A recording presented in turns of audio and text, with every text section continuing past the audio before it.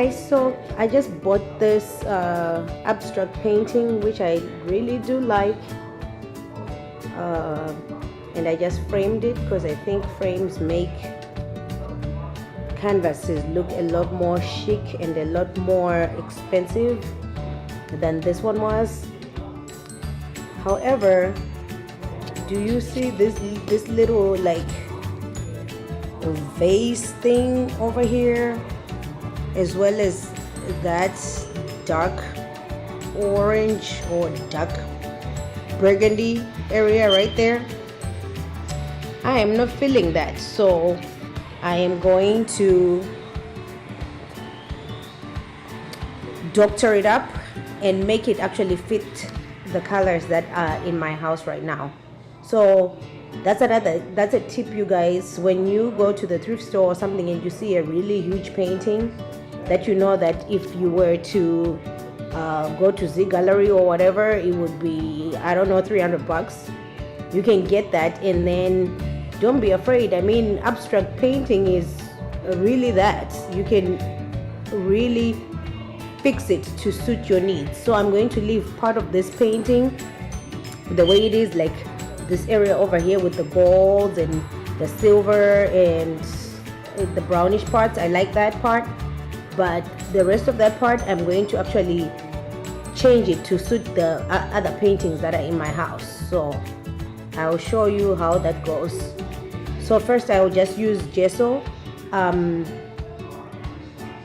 kind of as the eraser and to prep the canvas to accept more paint, and then I will go from there.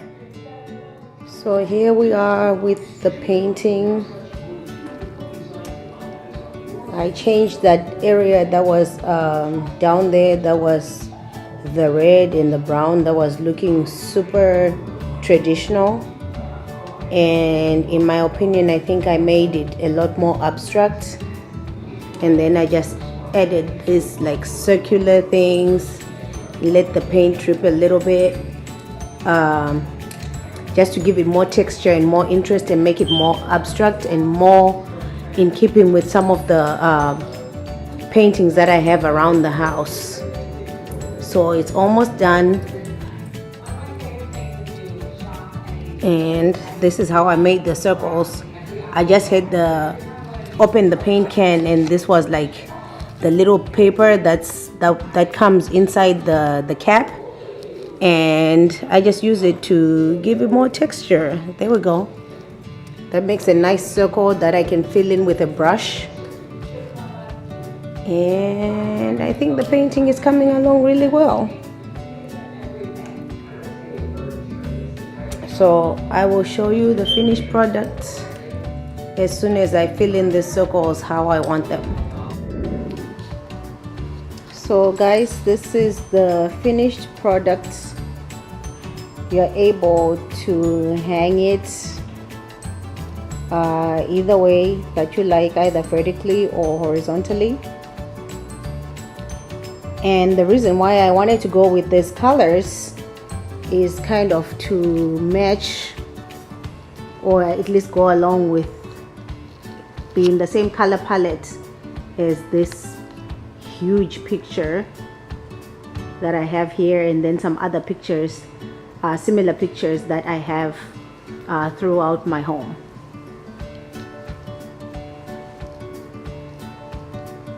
So as you can see, they're not exactly the same, but they're cohesive,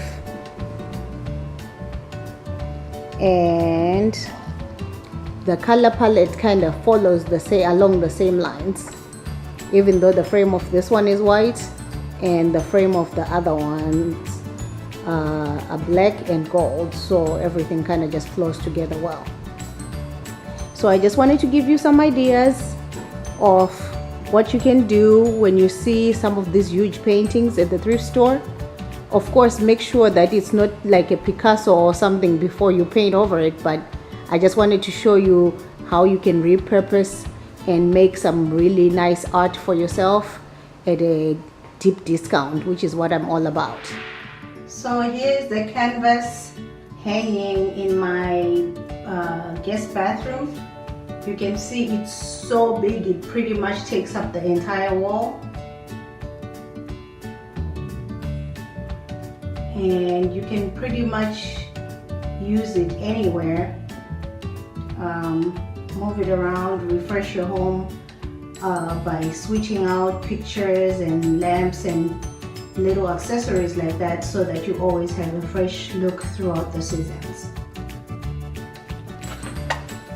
So here is one of the ways that I would style with this picture.